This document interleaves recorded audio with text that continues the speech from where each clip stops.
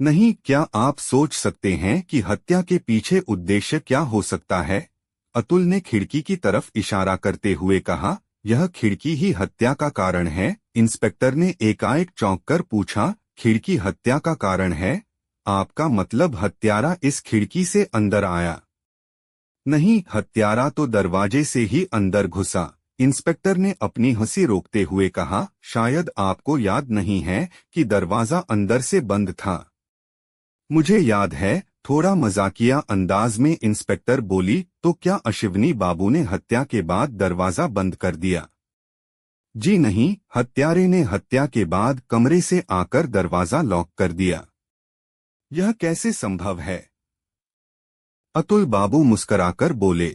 बड़ा आसान है, जरा तसल्ली से सोचिए तो आपको समझ में आ जाएगा। इस सब के बीच अनुकूल बाबू ने दरवाजे को आगे पीछे से देखा और बोले, यह सही है, बिल्कुल सही है। दरवाजा आसानी से अंदर और बाहर दोनों ओर से बंद हो सकता है। हम लोगों ने ध्यान नहीं दिया। देखिए, यह इसमें ये लॉक लगा है। अतुल ने कहा। दरवाजे में लॉक लग जाता है। यदि बाहर से लॉक लगा दें तब अंदर से खोले बिना वह खुल नहीं सकता। इंस्पेक्टर अनुभवी व्यक्ति था। गहन सोच में अपनी ठोड़ी को अंगुली से ठोंकते हुए बोला, यह मुमकिन है, लेकिन एक बात अभी भी उलझी हुई है। क्या इसका कोई सबूत है कि अश्विनी बाबू ने रात खुला ही छोड़ दिया था? अतुल बोला, नहीं, सच्चाई यह है कि उन्होंने दरवाजा लॉक कर दिया था। इसका सबूत है, मैंने इस बात के रूप कहा। यह सही है, क्योंकि मैंने दरवाजा बंद करने की आवाज सुनी थी। इंस्पेक्टर बोला, तो ठीक है। तब यह मुमकिन नहीं लगता कि अश्विनी उठकर अपने हत्यारे के लिए दरवाजा खोलेंगे, है कि नहीं? अतुल ने कहा। नहीं, लेकिन संभवतः आपको याद हो कि अश्विनी बाबू पिछले कुछ महीनों से एक बीमारी से ग्रस्त थे। बीमारी? ओह, आप ठीक कह रहे हैं अतुल बाबू, यह बात तो मेरे दिमाग से निकाल ही गई। और फिर बड़े इत्मीनान से इंस्पेक्टर उसकी ओर मुड़कर बोला, मैं देख रहा हूँ आप काफी बुद्धिमान व्यक्ति हैं। क्यों नहीं पुलिस में भर्ती हो जाते? पुलिस में काफी आगे बढ़ जाएंगे। लेकिन मामला अब भी उलझा पड़ा है और उलझता ही जा रहा है। यदि यह वास्तव में हत्या ही है, तब यह स्पष्ट है कि हत्यारा बहुत ही शातिर है। क्या आप लोगों को यहाँ किसी पर संदेह है? उसने सभी को बारी बारी से देखना शुरू कर दिया।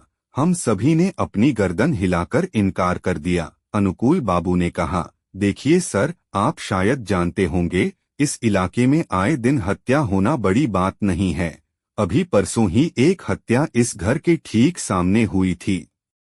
मेरा मानना है कि यह सारी हत्या एक दूसरे से जुड़ी हैं। यदि एक का पता लग जाए तो सभी का रहस्य उजागर हो जाएगा। और यह तभी हो सकता है जब हम वास्तव में अश्विनी बाबू की मृत्यु को हत्या मानकर चलें। इंस्पेक्टर ने कहा, यह बात सही है, लेकिन यदि हम इसके साथ दूसरी हत्याओं को सुलझाना चाहेंगे तो मुझे लगता है यह जांच कभी खत्म ही न होगी। अतुल बोला, यदि आप इस हत्या की तह में जाना चाहते हैं तो केवल इस खिड़की पर ध्यान केंद्रित कीजिए। थके शब्दों में इंस्पेक्टर ने उत्तर दिया, हमें एक नहीं, सभी पहलुओं पर विचार करना होगा अतुल बाबू। मुझे अब आप लोगों के कमरों की तलाशी लेनी है। सभी ऊपर नीचे के कमरों की पूरी छानबीन की गई, किंतु कहीं से हत्या की गुत्थी सुलझने का कोई सुराग नहीं मिला पाया। अश्विनी बाबू के कमरे की भी जांच हुई, किंतु उसमें भी कुछ साधारण पत्रों के अलावा कुछ नहीं मिला। रेजर की खाली डिबिया पलंग के नीचे पड़ी मिली। हम सभी लोग जानते थे कि अश्विनी बाबू अपनी दाढ़ी स्वयं बनाते थे और इसलिए इसे उस डिबिया को पहचानने में मुश्किल नहीं हुई। लाश को पहले ही उठा लिया गया था। उसके बाद उनके रूम को बंद करके सील कर दिया। अपना काम करके इंस्पेक्टर दोपहर लगभग 1:30 बजे चला गया। अश्विनी बाबू के परिवार को तार द्वारा खबर कर दी गई थी। शाम तक उनका बेटा निकट संबंधियों सहित आ गया। वे सभी इस दुर्घटना से हतप्रभ थे। यद्यपि हम लोगों का अश्विनी बाबू से कोई रिश्ता नहीं था, फिर भी हम में से प्रत्येक सदस्य इस घटना से शोक में संतप्त था। इसके अतिरिक्त हम लोग भी जान के खतरे से सहमे हुए थे। यदि यह घटना हमारे साथी के साथ हो गई है तो हमारे साथ भी हो सकती है। पूरा दिन इसी उधेड़बुन में व्यतीत हो गया।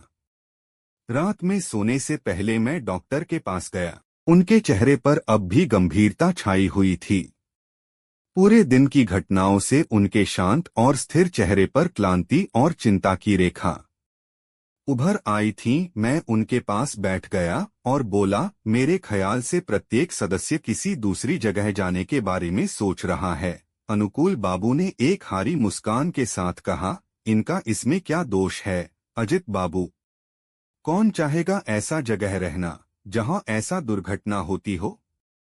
लेकिन मैं अब तक यही सोच रहा हूं कि यह वास्तव में हत्या है या नहीं, क्योंकि यह तय बात है कि कोई बाहर का व्यक्ति तो यह कर नहीं सकता। जो कुछ हुआ है उसको देखकर तो यही लगता है, क्योंकि हत्यारा प्रथम तल तक पहुंचेगा। कैसे आप सभी जानते हैं कि मेज का दरवाजा रात को अंदर से बंद दिया जाता है, इसलिए बाहर का आदमी आकर सीढ़ियों नहीं चढ़ सकता। फिर अगर मान भी लिया जाए कि हत्यारा असंभव को संभव को बनाने में सफल हो भी गया, तो उसे अश्विनी बाबू को कमरे में रेजर ब्लेड कैसे मिले गया?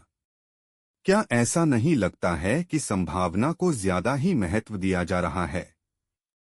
यह सब साबित करता है रहने वालों को छोड़कर और किसका हो सकता है।